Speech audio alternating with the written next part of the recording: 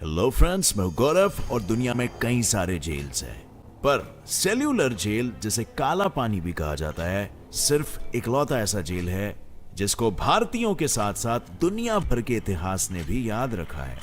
आखिर ऐसा क्या होता था इन जेल की दीवारों के पीछे कि इसका नाम सुनते ही लोगों के रोंगटे खड़े हो जाते थे और वो डर से कांप उठते थे। और माना जाता है कि वहां के सजाओं के अलावा जो दूसरा टॉर्चर था वो था खाना। अब आप ही जरा सोचो, अगर आपको जंगली घास से बनी हुई सब्जी या जंगली घास का पानी और चावल खाने को दिया जाए तो कैसा रहेगा? ये वहां के प्रिजनर्स के लिए रोजाना का खाना था।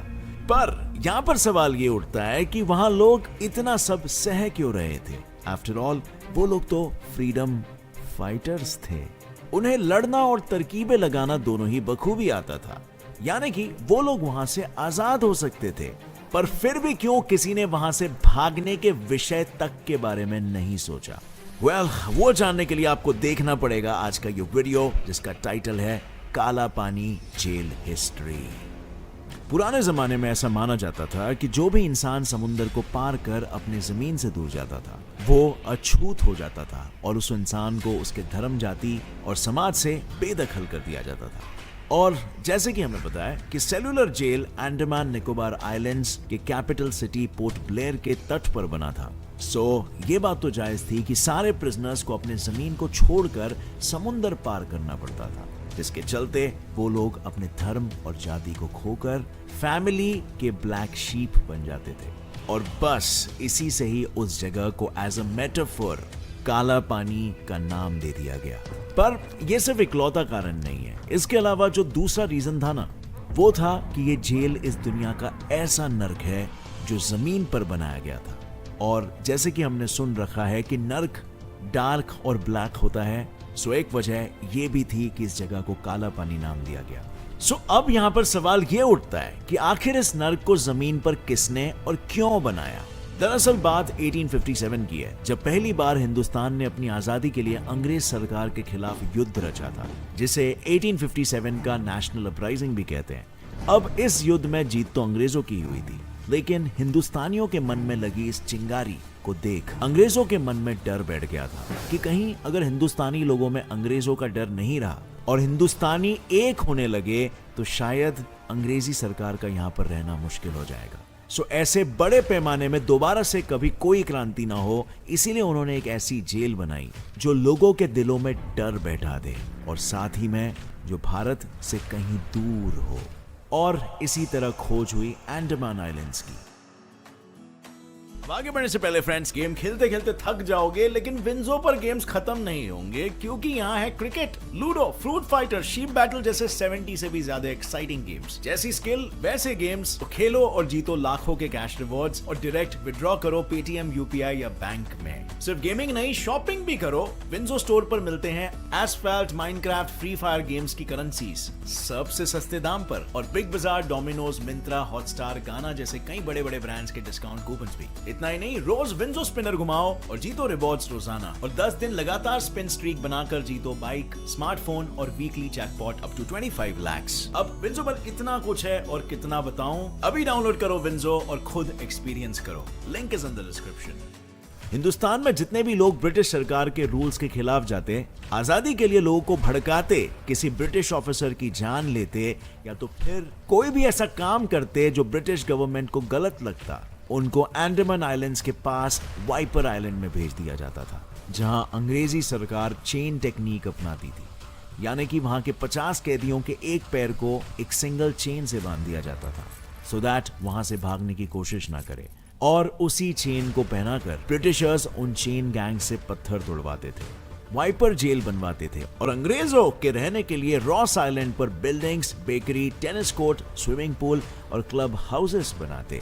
पर जैसे जैसे इतिहास के पन्ने फिरने लगे, वैसे वैसे आजादी की लड़ाइयां बढ़ने लगी, जिसके चलते वाइपर आइलैंड में भी कैदियों की गिनती बढ़ने लगी। और फिर अगस्त 1889 में जब चार्ल्स जेम्स लैल ब्रिटिश राज का न्यू होम सेक्रेटरी बना, तब उसने ये प्रस्ताव रखा कि उन्हें एक ऐसी जेल बनाने की जरूरत है जो लोगों के दिलों में से सोए हुए डर को फिर से जगा दे, क्योंकि ये बात तो साफ थी कि हिंदुस्तानियों को अब वाइपर जेल्स का या जाति से बेदखल होने का भी कोई खौफ नहीं रहा था। और फिर जब चार्ल्स और एएस लेथब्रिज वहां के जेल सिस्टम को देखने पोर्ट ब्लेयर पहुंचे, तब उन्होंने सुझाव दिया सेल्यूलर जेल बनाने की, जहां उन्होंने इस पूरे प्रोजेक्ट के प्लान को 2 थियरी से बनाया। First, spokes of a wheel, जिसके चलते कोई कैदी वहां से भागना चाहे तो वो कंफ्यूज हो जाएगा कि जाना किधर है। और सेकेंडली, पैनोप्टिकॉन थियरी, यानी कि प्रोजेक्ट के बीच में एक ऐसा स्ट्रक्चर खड़ा किया जाएगा जहां से ऐसे निगरानी हो सके जैसे पेनोप्टिस अपने 100 आंखों से किया करता था। दोनों थियरीज को जोड़ने पर एक 3 स्टोरी वॉच टावर, जिसके साथ 3-3 फ्लोर्स की 7 विंग्स ज्वाइन की हुई होगी, जिसमें टोटल मिला के 693 सेल्स हो, वैसी डिजाइन तैयार की गई। और फिर तो बस डिजाइन तैयार होते ही वाइपर जेल के कैदियों से मजदूरी कराते हुए साल 1896 में इस सेल्यूलर जेल बनाने की शुरुआत हो गई, जिसे बनते बनते पूरे 10 साल चले गए। और अब बारी थी सजाए काला पानी के कहानी की शुरुआत। डर से कांप उठते। और जब तुम्हें ये पता हो कि काला पानी में जाना या इस काला पानी में हर कैदियों को अलग अलग से एक छोटे से सेल में रखा जाता था, जिसकी साइज बस 4.5 बाय 2.7 मीटर्स की हुआ करती थी। और उन सेल्स में हर कैदियों को सिर्फ 2 छोटे छोटे मटके दिए जाते थे, एक पानी से भरा हुआ और दूसरा जो उन्हें टॉयलेट के रूप में यूज करना होता था। उन मटकों की साइज इतनी छोटी होती थी कि कई कैदियों ने उसे यूज करने से बेहतर फ्लोर को यूज करना सही समझा। और दिल तो तब थम जाता था कि कैदियों को जब यह पता चलता था कि उन्हें जमीन पर पूप करना है और उन्हें उसी पूप के बाजू में सोना है और उसी पूप के बाजू में खाना खाना है। इस अनहाइजीनिक कंडीशन के कारण कई कैदियों की जान भी चली जाती थी। और दूसरी चीज जहां लोगों की जान सबसे ज्यादा जा रही थी वो था यहाँ का ऑयल माइनिंग। जो लोग ऑयल माइनिंग करते थे उनके पहनावे देखने जाए तो उन्हें बस अपनी ढक जाए उतने ही कपड़े पहनने होते थे और हाथ में हथकड़ियां बांध वो पूरे दिन एक बड़ी चक्की घुमाते ताकि उस प्रेशर से कोकोनट को स्क्वीज कर ऑयल निकाला जा सके। उनका टारगेट 30 पाउंड्स ऑफ ऑयल निकालना का होता था पर डे, जो कि नेक्स्ट टू इम्पॉसिबल रहता। और टारगेट पूरा ना होने पर ब्रिटिश ऑफिसर्स अब जो दूसरा नेक्स्ट टू इम्पॉसिबल काम था वो था सूखे हुए नारियल के भूसों से फैब्रिक निकालना। और ये काम मोस्टली दीवान सिंह, फजल हक, योगेंद्र शुक्ला, मौलाना अहमदुल्ला, बटुकेश्वर दत्त, सोहान सिंह और नंद गोपाल जैसे दूसरे पॉलिटिकल फ्रीडम फाइटर्स को ही दिया जाता था, क्योंकि तब अंग्रेजों को यह जताना था कि वो लीडर्स लकड़ी के हथौड़ी से वार कर सिर्फ उस नारियल को नहीं तोड़ रहे बल्कि अपने आजादी के सपने को कुचल रहे हैं। जब उन लीडर से 20 नारियल से फैब्रिक निकालने का टास्क नहीं खत्म हो पाता था दिए हुए वक्त पर, तो उस रात उन्हें सेल्स की जगह बाहर दीवारों पे लटकाया जाता था, कुछ इस तरह। इसके अलावा जेल में जो दूसरे काम करवाए जाते थे वो थे कारपेट मेकिंग, रोप मेकिंग, टॉवेल्स को बुनना, सीसल के पेड़ों से फैब्रिक बनाना, गार्डनिंग, जेल की गटरें साफ करना, पत्थर तोड़ना और ग्लास से हुक्का शेल्स बनाना। इफ किसी से कोई काम ना हो पाए या वो काम को स्लोली कर रहा है तो उसे चाबुक से खूब पीटा जाता था। आई नो, सुनते ही रोंगटे खड़े हो रहे हैं, राइट? पर ट्रस्ट मी, मेरी मानो, ये तो कुछ भी नहीं था, क्योंकि असली टॉर्चर था वहां का खाना। पूरे दिन जानवरों के भांति काम करवाकर अंग्रेज सरकार उन्हें खाना भी जानवरों वाला ही देती थी। और मैंने ये सिर्फ कहने के लिए नहीं कहा है, उन्हें खाने में जंगली घास का पानी और पत्थरों से भरे हुए चावल दिए जाते थे। जी हाँ, जंगली घास, जिसके चलते कई कैदियों ने वो खाना खाकर अपना दम तक तोड़ दिया था। पर क्या इन हो रहे अत्याचारों के विरुद्ध कभी किसी ने आवाज नहीं उठाई?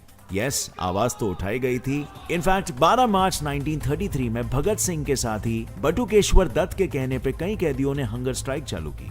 उनकी बस 2 ही मांगे थी कि अंग्रेज सरकार उन्हें प्रॉपर टॉयलेट और प्रॉपर खाना प्रोवाइड करे। पर शायद वो ये नहीं जानते थे कि उनकी वो स्ट्राइक उनके मौत का कारण बनेगी।